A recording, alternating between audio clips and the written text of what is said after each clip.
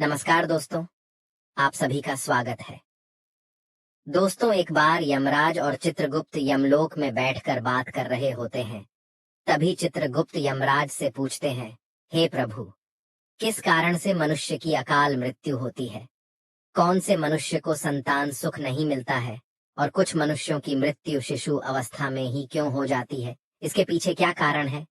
तब यमराज चित्रगुप्त को बताते हैं, हे चित्रगुप्त, तुमने उचित ही प्रश्न किए हैं। इन सभी प्रश्नों का उत्तर मनुष्य की आदतों में छिपा होता है।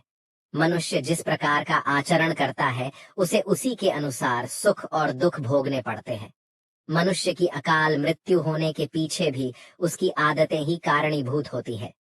तुम्हारे प्रश्नों का उत्तर बताने से पहले मैं तुम्हें एक अत्यंत महत्वपूर्ण कथा सुनाता हूँ।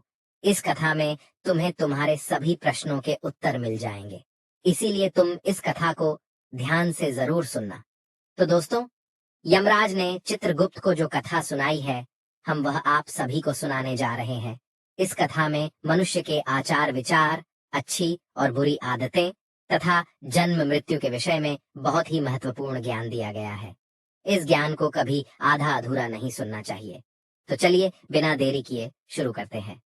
यमराज कहते हैं, हे चित्रगुप्त, किसी समय की बात है, मध्य देश में एक अत्यंत सुंदर नगरी थी। उस नगरी में एक धनवान सेठ रहा करता था, जिसका नाम था आत्माराम। आत्माराम बहुत ही मेहनती था। उसने अपनी मेहनत से सारा धन इकट्ठा किया था। उसका बहुत बड़ा व्यापार था और साथ ही उसके पास बहुत सारा खेत था। पूरे नगर में आत्माराम जितना धनी इंसान कोई नहीं था। सौभाग्य से आत्माराम के 3 पुत्र थे और 2 पुत्रियां थीं। आत्माराम के सभी पुत्र पुत्रियों का विवाह हो चुका था। आत्माराम के 3 बेटे उसी के साथ रहते थे और उसके कामकाज में उसकी सहायता करते थे। आत्माराम का बड़ा बेटा किशन बहुत ही समझदार और बुद्धिमान था। वह अपने पिता के सारे काम संभालता था। छोटा बेटा गणेश भी खेत देखता था और खेत के सारे काम करता था। और तीसरा सबसे छोटा बेटा पढ़ाई करता था। आत्माराम के दोनों बेटों का विवाह हो चुका था और कुछ समय बाद पढ़ाई खत्म होने पर उसने उसके छोटे बेटे का भी विवाह करा दिया और उसे भी अपने व्यापार में काम पर लगा दिया। भगवान की कृपा से सब कुछ ठीक चल रहा था। कई वर्ष बीत गए। आत्माराम के बेटों ने उसके व्यापार को और बढ़ा दिया और जब आत्माराम की मृत्यु का समय निकट आया तो उसने संपत्ति का बंटवारा करने का सोचा और अपने तीनों बेटों को बराबर हिस्सा करके उसने अपनी सारी संपत्ति तीनों बेटों के नाम कर दी और बड़ी ही प्रसन्नता से उसने मृत्यु को गले लगा लिया। आत्माराम की मृत्यु के बाद उसके तीनों बेटे अपने अपने हिस्से में मिली संपत्ति को संभालने लगे। ऐसे ही समय बीतता गया। आत्माराम के बेटे अपने अपने घर पर हर साल अपने पिता का श्राद्ध करते थे और नदी में जाकर तर्पण भी करते थे, जिससे आत्माराम की आत्मा को शांति मिले। आत्माराम के बड़े बेटे को 3 अत्यंत सुंदर पुत्र की प्राप्ति हुई। फिर छोटे बेटे को 2 पुत्र और 1 पुत्री हुई, लेकिन सबसे छोटे बेटे को कोई संतान नहीं हुई। बहुत साल बीत गए, लेकिन सबसे छोटे बेटे को कोई संतान नहीं हो रही थी। उसने कई उपाय भी किए, लेकिन उसे कभी संतान सुख नहीं मिला, जिस कारण से वह सदा ही दुखी और निराश रहने लगा। कुछ साल बीतने के बाद आत्माराम के छोटे बेटे की तबीयत अचानक खराब हो गई और वह बीमार रहने लगा। उसने अपनी बीमारी के इलाज में अपने पास की सारी जमा पूंजी खर्च कर दी। वह दूर दूर से वैद्यों को बुलाकर अपना इलाज करवाता था। बीमारी के कारण वह अपने कामकाज पर ध्यान नहीं दे पा रहा था, इसीलिए उसकी परिस्थिति और भी अधिक खराब होने लगी थी। उसने कई बार अपने भाइयों के पास मदद मांगी और उनसे उधार पैसे लेकर जीवन का गुजारा करने लगा था। कई वैद्यों को दिखाने के बाद भी उसकी बीमारी ठीक नहीं हो रही थी, जिस कारण से वह बहुत दुखी रहने लगा था। उसके भाई भी अब उसकी मदद करके थक चुके थे, लेकिन अब उन्होंने भी उसकी मदद करना बंद कर दिया, क्योंकि वह अपने बड़े भाइयों से ठीक से बर्ताव नहीं करता था। वह अपने भाइयों की उन्नति देखकर जलने लगा था और उनसे द्वेष करने लगा था, जिस कारण से वह और भी अधिक दुखी रहने लगा था। फिर एक दिन अचानक उसकी मृत्यु हो गई और फिर यम के दूत उसे लेने के लिए उसके पास आ गए। यम के दूत उसे घसीटते हुए यमलोक लेकर जाने लगे। फिर यमलोक पहुंचने पर उसे यमराज के सामने लाकर खड़ा कर दिया गया। वहां पर जाने के बाद वह छोटा बेटा रोता हुआ यमराज से पूछने लगा, हे यमराज, मैंने ऐसा कौन सा पाप किया है जिससे मुझे ये दिन देखने पड़े। मैं तो कितना अच्छा भला इंसान था, लेकिन किस कारण से मुझे अचानक रोगों ने ग्रसित कर दिया, किस कारण से मेरा सब कुछ नष्ट हो गया। ऐसा मैंने कौन सा पाप किया है? फिर यमराज कहते हैं, अरे मूर्ख, तूने अपने जीवन में बहुत पाप किए हैं। तेरी बुरी आदतों के कारण ही तुझे ये दिन देखने पड़ रहे हैं। तेरी अकाल मृत्यु का कारण भी तू खुद ही है। अब मैं तुम्हें बताता हूँ कि तूने शास्त्रों के कौन से नियमों का उल्लंघन किया है, जिस कारण से तेरी दुर्दशा हुई है। जो भी मनुष्य शास्त्रों के नियमों का उल्लंघन करता है, उसकी भी दशा तेरे जैसी ही होती है। यमराज उस छोटे बेटे से कहते हैं, मनुष्य को हमेशा अपने 5 अंगों को साफ करके ही भोजन करना चाहिए। दोनों पैरों को तथा दोनों हाथों को और अपने मुख को जल से अच्छी तरह से स्वच्छ करके ही भोजन करना उचित होता है। इससे मनुष्य के शरीर से रोग दूर रहते हैं और व्यक्ति दीर्घायु बन जाता है। किंतु तूने तो बिना स्नान किए ही भोजन किया है। यमराज कहते हैं, भोजन शुरू करने से पूर्व उस भोजन के लिए भगवान को धन्यवाद देना चाहिए और संसार के समस्त प्राणियों को भोजन प्रदान करने की प्रार्थना करनी चाहिए। इस प्रकार से अन्न देवता को प्रणाम करके भोजन करने से मनुष्य को कोई पाप नहीं लगता है। लेकिन तूने ऐसा कोई भी कार्य नहीं किया। तूने कभी ईश्वर का धन्यवाद नहीं किया। तूने कभी प्राणियों को भोजन नहीं दिया, कभी द्वार पर आए भिक्षुक को अन्न नहीं दिया।